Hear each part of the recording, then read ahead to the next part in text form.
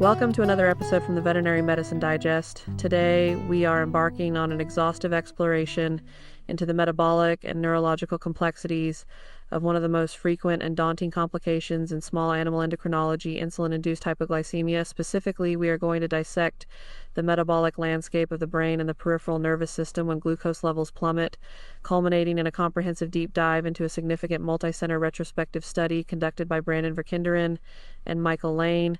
This study, which analyzed 49 dogs, provides critical insights into the management of insulin-induced hypoglycemic seizures and challenges the historical assumptions regarding the necessity of long-term anti-epileptic therapy in these patients. To understand why a drop in blood glucose is so catastrophic for the canine patient, we must first establish the bioenergetic imperatives of the mammalian nervous system. As documented in the literature, the brain is an obligate consumer of glucose.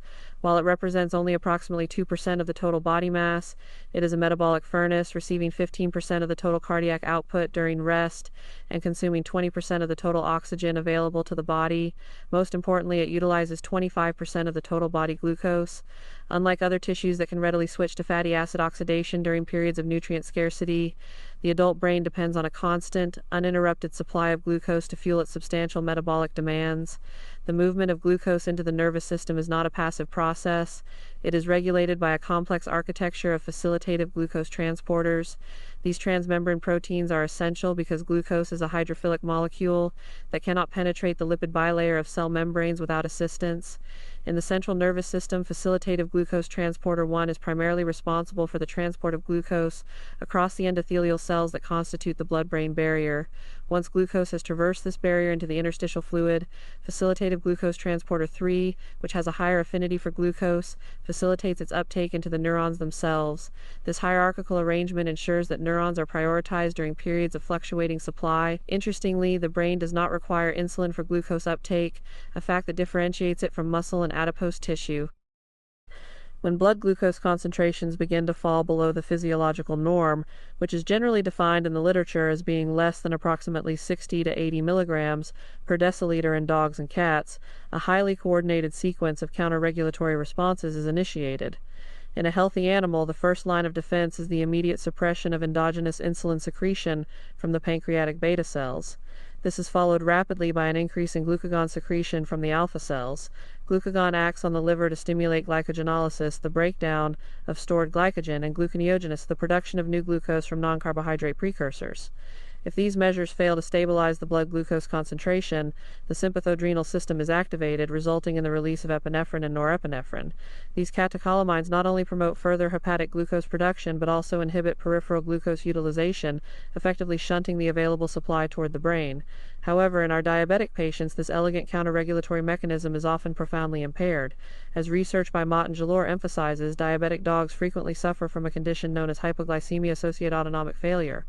Because these animals rely on exogenous insulin, the physiological shut-off of insulin secretion during hypoglycemia cannot occur. The insulin remains in the system based on its absorption and clearance kinetics, regardless of the blood glucose concentration. Furthermore, many diabetic dogs lose their ability to secrete glucagon in response to hypoglycemia. Studies utilizing the hyperinsulinic hypoglycemic clamp method have demonstrated that in over half of naturally occurring diabetic dogs, the glucagon response to a blood glucose concentration of 40 milligrams per deciliter is either absent or severely diminished. This creates a perfect storm where the primary defenses against neuroglycopenia are compromised, leaving the patient vulnerable to severe prolonged hypoglycemic events. When the compensatory mechanisms fail and neuroglycopenia ensues, the cellular consequences are devastating. The reduction in cerebral adenosine triphosphate leads to a failure of the sodium-potassium adenosine triphosphatase pump. This failure disrupts the delicate ionic gradients across the neuronal membrane, leading to cellular swelling and a massive efflux of excitatory neurotransmitters, primarily glutamate and aspartate, into the interstitial space. This phenomenon is known as excitotoxicity. Glutamate overactivates the N-methyl-D-aspartate receptors, causing an uncontrollable influx of calcium into the neurons. This intracellular calcium overload triggers a cascade of destructive events, including mitochondrial swelling, the production of reactive oxygen species, and the activation of proteolytic enzymes. This brings us to the specific neuropathology of hypoglycemia. As described in a case study by Shimada and colleagues involving a collie with an insulinoma, the resulting lesions are characterized by acute neuronal necrosis, specifically targeting the superficial layers of the cerebral cortex and the dentate gyrus of the hippocampus. This pattern of injury is distinct from that seen in ischemic events or idiopathic epilepsy. Interestingly, the peripheral nervous system is also susceptible to hypoglycemic injury, but through a different metabolic pathway. While the brain is protected by the blood-brain barrier and prioritized for glucose, the peripheral nerves are protected by a blood-nerve barrier. Paradoxically, research by Jensen and colleagues suggests that the peripheral nervous system may actually develop damage at less severe levels of hypoglycemia than the brain, perhaps because it lacks the same degree of priority during metabolic crises. Peripheral injuries are characterized by axonal degeneration and myelin breakdown, particularly in large myelinated motor fibers, which can manifest clinically as hind limb weakness and muscle atrophy. With this metabolic and pathological background in mind, we can now turn our attention to the clinical management of these crises, specifically the occurrence of seizures. For many years, the veterinary community has grappled with the question of whether a dog that experiences a seizure during a hypoglycemic crisis requires lifelong anti-epileptic therapy. The concern has been that the neuroglycopenic insult might create a permanent seizure focus, essentially inducing acquired epilepsy. To address this, Verkinderen and Lane conducted a multi-center retrospective study that provides a much-needed evidence-based perspective. The researchers searched the medical record archives of 14 emergency and specialty care centers across the United States, identifying dogs that presented for insulin-induced hypoglycemia between January 2017 and January 2025. To be included in the study, the dogs had to have received insulin within the 12 hours prior to presentation and have a documented blood glucose concentration of less than 80 mg per deciliter. This specific threshold was chosen because the American Diabetes Association defines hypoglycemia as any abnormally low plasma glucose concentration that exposes the individual to potential harm, and 80 mg per deciliter is the upper limit of what is considered hypoglycemic in various veterinary texts. The final cohort consisted of 49 dogs, which were divided into two groups, those that experienced seizures, totaling 34 dogs, and those that were hypoglycemic but did not seize, totaling 15 dogs. The dogs in the study were primarily middle-aged to older, with a median age of 11 years in both groups. The median body weight was approximately 9.7 to 9.8 kilograms. A wide variety of breeds were represented, from mixed breeds and Malteses to Rottweilers and German Shepherds. One of the most striking findings of the study was the relationship between body weight and the probability of experiencing a seizure during a hypoglycemic episode. Using a quadratic logistic regression model, the researchers identified a curvilinear association. Specifically, the odds of seizure occurrence were significantly higher in dogs at the lower end of the weight spectrum, specifically those less than 10 kilograms, and those at the higher end, specifically those greater than 25 kilograms. This nonlinear relationship likely reflects several physiological and pharmacokinetic factors. In smaller dogs, the limited glycogen reserves in the liver and muscle, combined with a reduced overall glucose buffering capacity, may predispose them to more rapid and profound drops in blood glucose. In larger dogs, the researchers hypothesized that variations in subcutaneous tissue depth and blood flow might alter the absorption kinetics of the insulin depot, potentially leading to more prolonged and unpredictable insulin exposure. Interestingly, the study found no significant association between the severity of the hypoglycemia, that is, the absolute blood glucose concentration at the time of presentation, and the occurrence of seizures. Whether a dog's blood glucose was 20 mg per deciliter or 60 mg per deciliter, the risk of seizure activity was not significantly different. This reinforces the idea that the development of neurological sequelae is multifactorial. It is likely not just the depth of the hypoglycemia that matters, but also the rate at which the glucose levels declined, the duration of the neuroglycopenic state before treatment was initiated, and the individual animal's specific counterregulatory capacity. When we look at the clinical management of these 49 dogs, the data is equally illuminating. All dogs were treated with intravenous dextrose supplementation to correct the hypoglycemia. The time to glucose correction, defined as the time from presentation to the first measurement of 80 mg per deciliter or higher, was similar between the two groups, averaging between 4 and 6 hours. In the seizure group, 34 dogs were evaluated for their need for anti-epileptic drugs. The researchers found that anti-epileptic drugs were used in approximately 21% of the dogs that seized. The medications utilized included benzodiazepines such as diazepam and midazolam for acute control, levetiracetam and propofol administered as a continuous rate infusion. The decision to initiate these therapies was largely clinician-dependent, typically based on the persistence of seizure activity even after the blood glucose levels had been normalized. Dogs that received antiepileptic drugs generally had a longer time to their last reported seizure after glucose correction compared to those that did not receive these medications. Specifically, 19 of the 32 dogs with available data experienced multiple seizures with a median of 4 events. There was a strong statistical association between the occurrence of multiple seizures and the decision to use antiepileptic drugs. The most critical finding of the study, however, pertains to the long-term outcomes. Of the 34 dogs that experienced insulin-induced hypoglycemic seizures, only 3 dogs, representing less than 9% of the group, were discharged on long-term antiepileptic therapy.